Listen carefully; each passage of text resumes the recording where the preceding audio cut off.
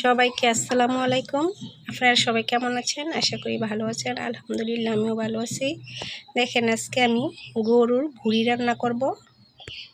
এই যে এখানে আমি কোরবানিদের ভুঁড়ি ছিল, ভুঁড়িটা নিছি, পেঁয়াজ কেটে নিচ্ছি, এটার সাথে আমি 2টা আলু দিছি। এটা এখন আমি রান্না করব।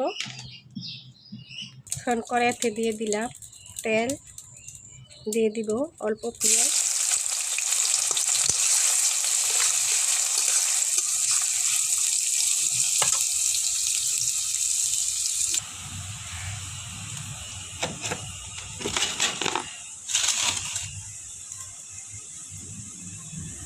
দেখেন পেঁয়াজটা কিন্তু হয়ে গেছে। এখন আমি দিয়ে দিব রসুন বাটা, আদা বাটা,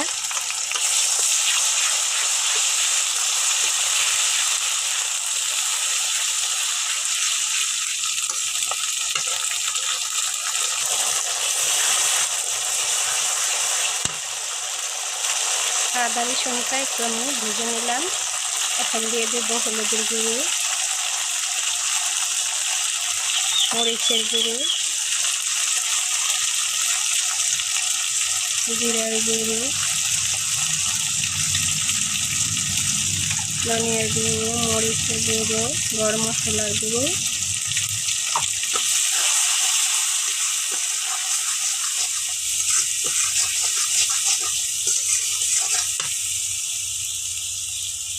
এখন পরিমাণ মতো পানি দিয়ে আমি কষিয়ে নেব।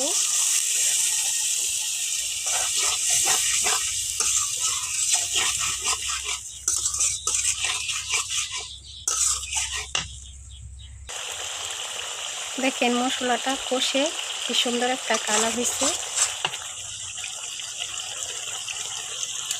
এখন দিয়ে দিব এই বাছুরিটি, গরুর ভুঁড়ি, কেউ কেউ বাছুরি বলে, ভুঁড়ি বলে, যে দেশের যেরকম, তো ওটাকে বাছুরিও বলে, ভুঁড়িও বলে, ভট বলে।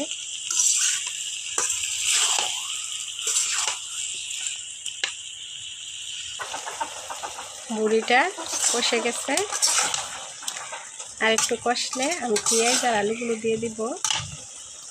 আর এদিকে আমি সবজি রান্না করব। দেখেন এখানে দিয়ে দিলাম তেল, এখন দিয়ে দিব পেঁয়াজ,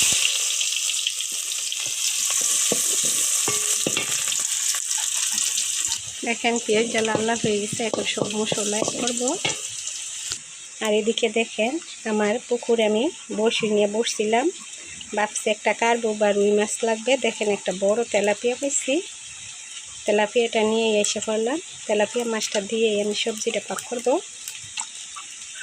আর এদিকে দেখেন আমার বাড়ির শসা, কইডা, লাউ, ডাঁটা, ভেন্ডি সব কিছু দিয়ে আমি সবজিটা রান্না করব।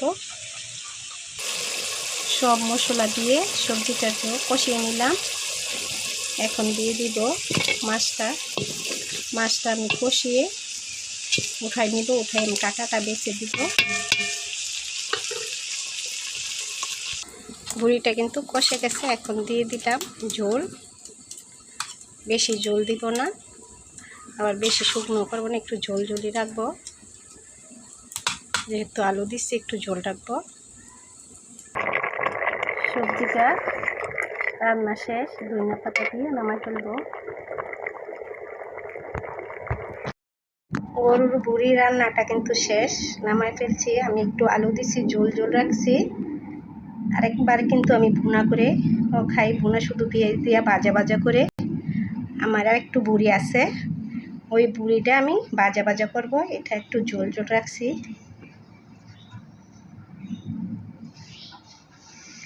আর এদিকে দেখেন সবজি রান্না করছি, সবজিটা দেখেন মাশাআল্লাহ অনেক সুন্দর হয়েছে। কাটা বাচ্চা মাছটি দিছি।